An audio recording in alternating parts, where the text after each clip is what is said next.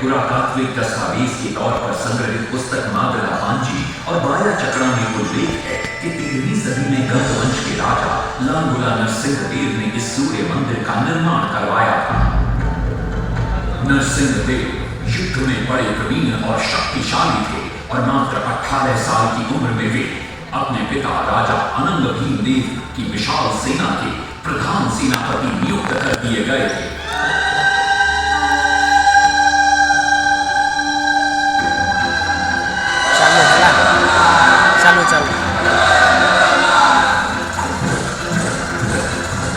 सेनापति बनने के बाद नरसिंहदेव ने अपने कुशल नेतृत्व से दक्षिण के कई आक्रमणकारी राजाओं को युद्ध में हराया।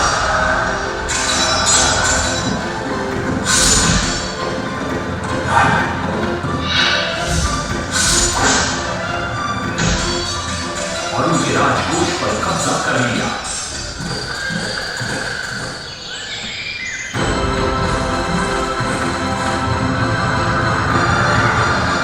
तत्पश्चात उन्होंने विजय कोंडा, जिसे आज हम वारंगल के नाम से जानते हैं,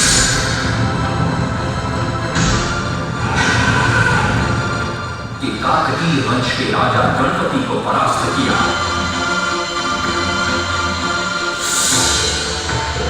और उनके राजकोष पर भी कब्जा कर लिया। 3 वर्षों तक निरंतर युद्ध के पश्चात जब वे बहुत सारी धन संपदा देकर कलिंग लौटे तो राजमहल में उनका भव्य स्वागत हुआ।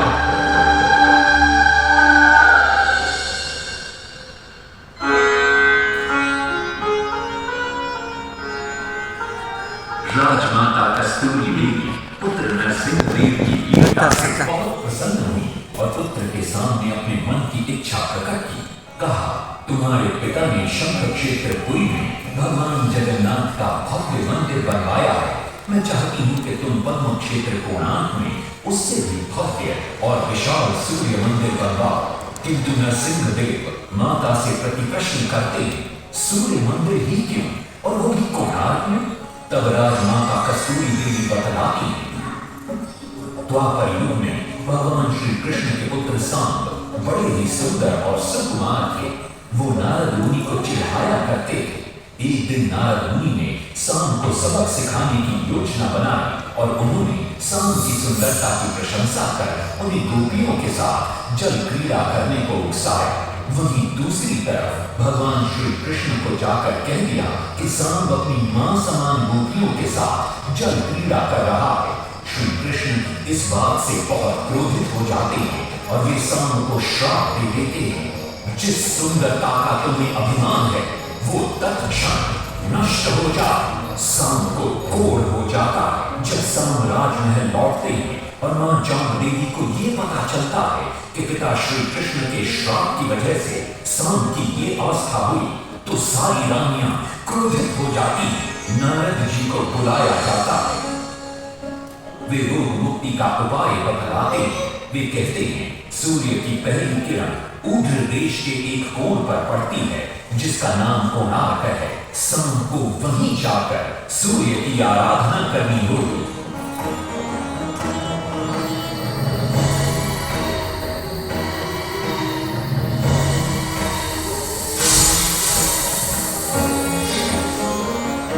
बहुत ही लंबी और कठिन यात्रा के पश्चात सांब अपने सैनिकों और सेवकों के साथ कोणार्क की चंद्रभागा नदी के तट पर पहुंचते हैं और नित्य प्रातः स्नान के बाद सूर्य की आराधना आरंभ करते हैं।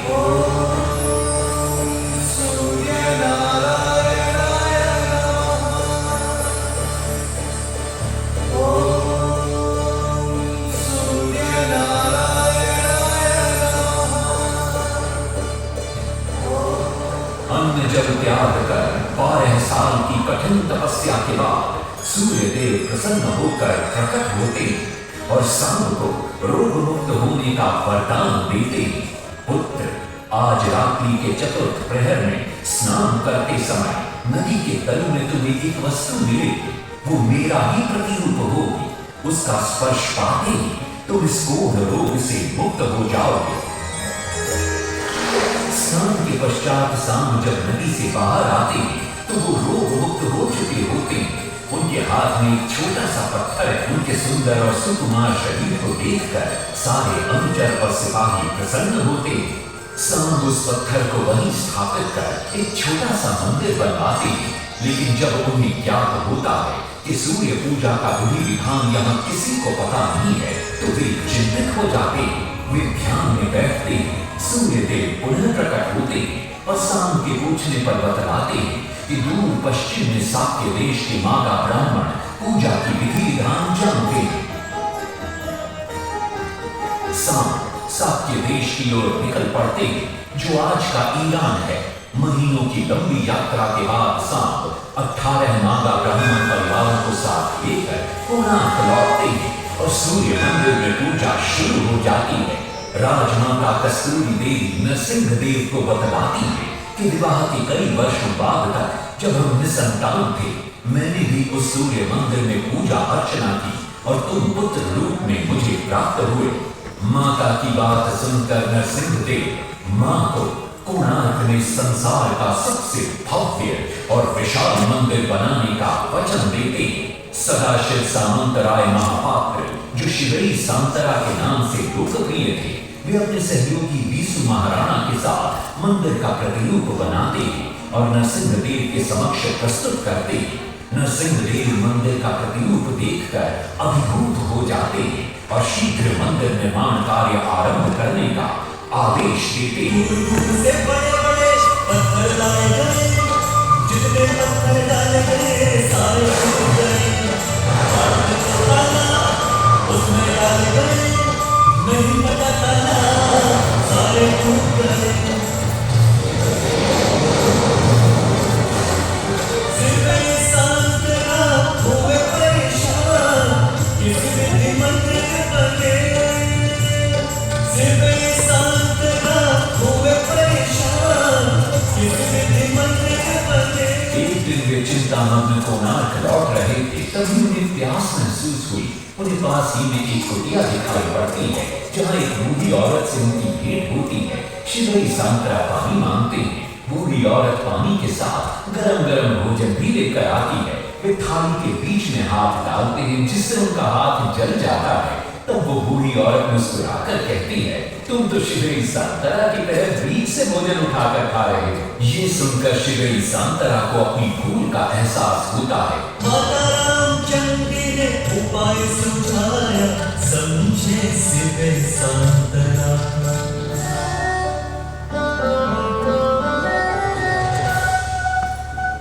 तत्पश्चात वो किनारे से पत्थर डलवाना शुरू करते हैं और मंदिर निर्माण का कार्य तेजी से आगे बढ़ने लगता है। 1200 शिल्पियों ने 12 वर्ष में मंदिर बनाया। और साथ सजाकर रखने सारे का चक्र बनाया।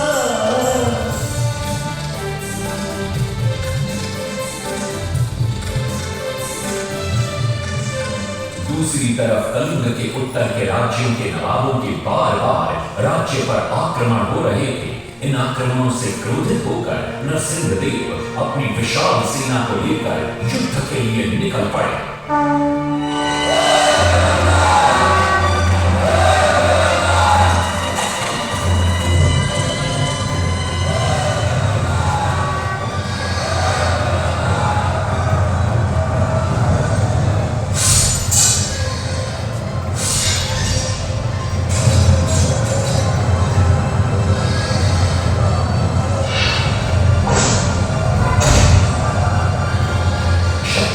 गौरवंग के नवाबों को भी युद्ध में परास्त कर दिया और उनसे प्राप्त सारा धन अपने कब्जे में लेकर सूर्य मंदिर के निर्माण कार्य में लगा दिया।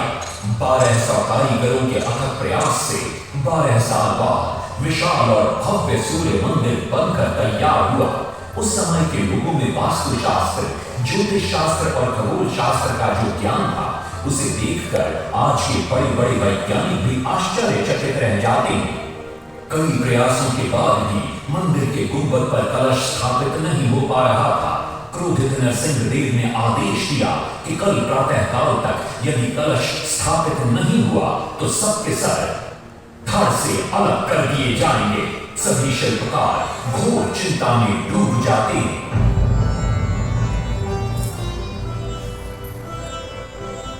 दूसरी तरफ मुख्य शिल्पकार बीसु महाराणा का 12 साल का बेटा धर्मपद सूर्य मंदिर के प्रतिरूप पर कलश बिठाकर प्रसन्न होता है और मां के सामने अपने पिता से मिलने की इच्छा व्यक्त करता है। मां अपने बागीचे के पेड़ पोटली में बांध कर देती है और कहती है, अपने कुत्ते बलिया को साथ लेकर कोणार्क जाओ। बलिया अपने मालिक को पहचान लेता है और बीसु महाराणा से निपट जाता है। धर्मपद अपने पिता को प्रणाम करता है और अपना परिचय देता है। सबको चिंता में देखकर वो अपने पिता से इसका कारण पूछता है। कारण जानकर धर्मपद कहता है, अगर आप आज्ञा दें तो मैं मंदिर के गुंबद पर कलश स्थापित कर सकता हूं। शिवे सांतरा धर्मपद को अनुमति दे देती। धर्मपद गुंबद पर चढ़ जाता है और कुछ ही समय के प्रयत्न के पश्चात वो कलश को स्थापित करने में सफल हो जाता है। गुंबद पर कलश स्थापित होते नीचे गर्भगृह में चारों दिशाओं में लगे चुंबकों के आकर्षण से सूर्य महाप्रभु की मूर्ति शून्य में स्थापित हो जाती है। सब धर्मपद को कंधे पर बिठाकर खुशी से नृत्य करने लगते हैं। तभी कुछ कारीगर इसका विरोध करते हुए कहते हैं, अगर सुबह राजा को ये पता लग गया कि इस बच्चे ने कलश को स्थापित किया है तो किसी का बचना संभव नहीं है, इसलिए धर्मपद को मरना होगा। इस बात से शिवई सांतरा बड़े क्रोधित हो जाते हैं। भीषण वाद विवाद छिड़ जाता है। ये सब देखकर धर्मपद गहरी चिंता में पड़ जाता है और वो सोचता है कि यदि मेरे जीवित रहने से इन सब का सर काट दिया जाएगा तो इससे अच्छा है कि मैं आत्म बलिदान कर दूं ताकि सबके प्राण बच जाएं। और उसी पल धर्मपद नवनिर्मित सूर्य मंदिर के शिखर पर चढ़ जाता है।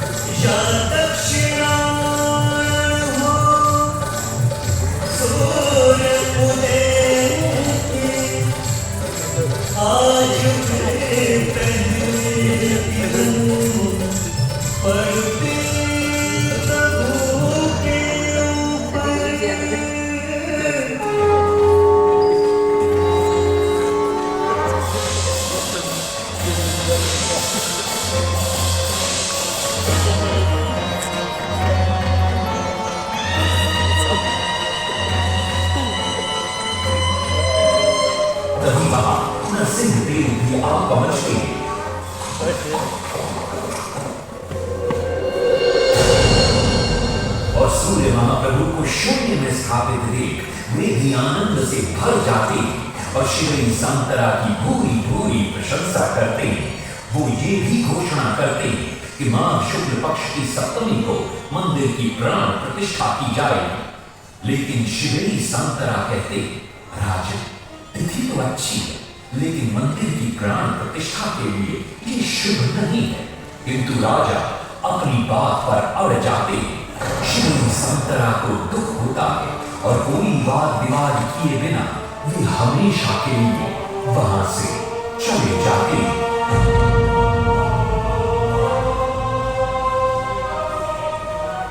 पूर्व निर्धारित तिथि पर मंदिर की प्राण प्रतिष्ठा संपन्न होती है।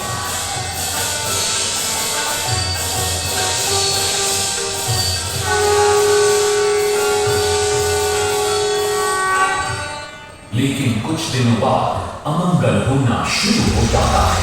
सबसे पहले विराट सिंह की मूर्ति नीचे आ गिरती है। तत्पश्चात मंदिर की शिलाओं का गिरना भी शुरू हो जाता है।